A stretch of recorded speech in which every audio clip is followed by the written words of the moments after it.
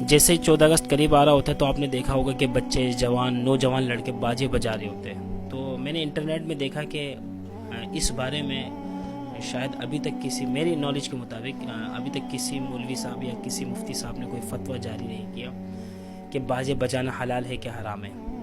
تو وقت کے مناسبت سے یہ بتاتا چلوں کہ 14 اگست کے قریب آتے ہی اسٹالیں لگنے لگتی ہے کہ جہاں پاکستانی جھنڈے ہوتے ہیں، پاکستانی کیپ ہوتے ہیں، پاکستانی بچوں کے سوٹس ہوتے ہیں، اور اسی طرح بہت ساری چیز ہوتی ہے. لیکن ان میں سے ایک جو سب سے خطرناک چیز ہے جس سے اللہ اور اللہ کا رسول بھی ناراض ہوتے ہیں وہ ہے باجا. باجا بجانا اسلام میں بالکل قطعاً حرام ہے اور حدیث سے بھی ثابت ہے. اور نبی صلی اللہ علیہ وسلم نے فرمایا کہ قرب قیامت سے پہلے کچھ لوگ ایسے ہوں گے جو باجا بجانے کو حلال سمجھیں گے، مطلب ان کے نزدیک باجا بجانا کوئی گناہ کا کام ہوگا ہی نہیں. یہ کتنی سخت وعید ہے. اور یہ بخاری کی حدیث ہے. حدیث کیا ہے؟ حدیث میں آتا ہے کہ لَيَكُونَنَّ مِنْ أُمَّتِي أَقْوَامٌ يَسْتَحِلُّونَ الْحِرَى وَالْحَرِيرَ وَالْخَمْرَ وَالْمَعَازِفَ. فرماتے کہ نبی صلی اللہ علیہ وسلم نے فرمایا میری امت میں کچھ لوگ ضرور ایسے ہوں گے جو زنا، ریشم، شراب اور معازف یعنی گانے بجانے کے آلات جس میں باجا بھی آتا ہے اس کو حلال سمجھیں گے. اور یہ وہی دور ہے.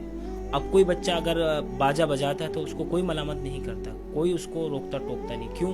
سیلیبریٹ کر رہا ہے بھائی، پاکستان کی آزادی کا جشن منا رہا ہے اور خوشی منا رہے ہیں. تو خوشی منانا تو جائز ہے، اسلام میں ہے.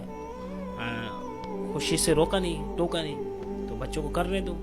یہ بات سن لے کہ جو بھی بالغ لڑکا یا لڑکی، بالغ مرد باجا بجاتا ہے تو وہ گناہ کا مستحق ہے، سزا کا مستحق ہے، اللہ اور اس کے رسول کے ناراضگی کا مستحق ہے.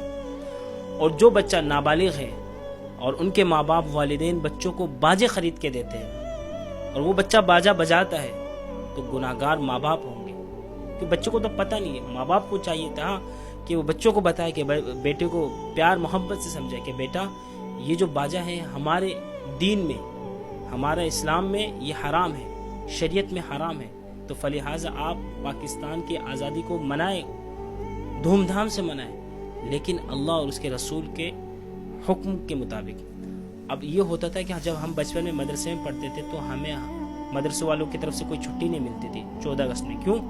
وہ ہمارے قاری صاحب تھے، قاری محمد یونس صاحب رحمۃ اللہ علیہ، انتقال ہو چکے. اللہ پاک کی درجات کو بلند فرمائے، جنت الفردوس میں اعلیٰ مقام عطا فرمائے.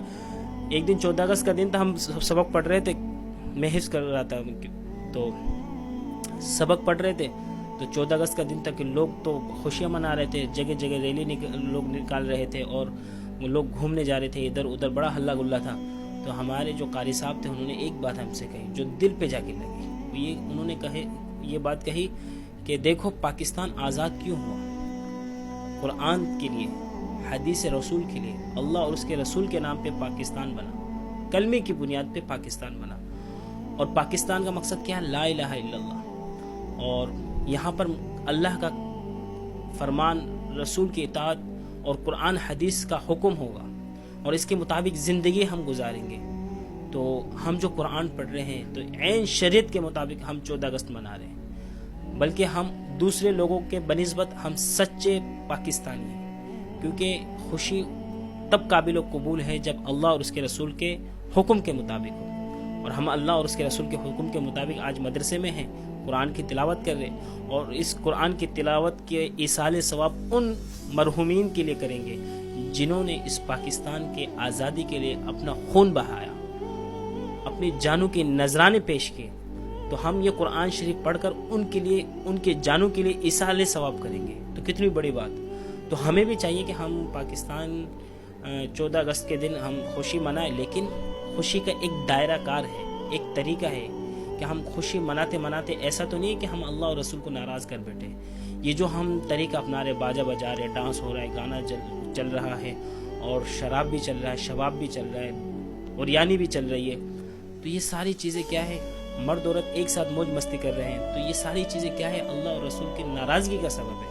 پاکستان اس لیے نہیں بناتا کہ ہم عیاشی کریں، مرد عورت کا اختلاط ہو اور ایک ساتھ مل کر ڈانس کرے، گانا بجائے اور بے حیائی پھیلائے. یہ مقصد نہیں تھا. اللہ پاک ہم سب کو عمل کی توفیق نصیب فرمائے.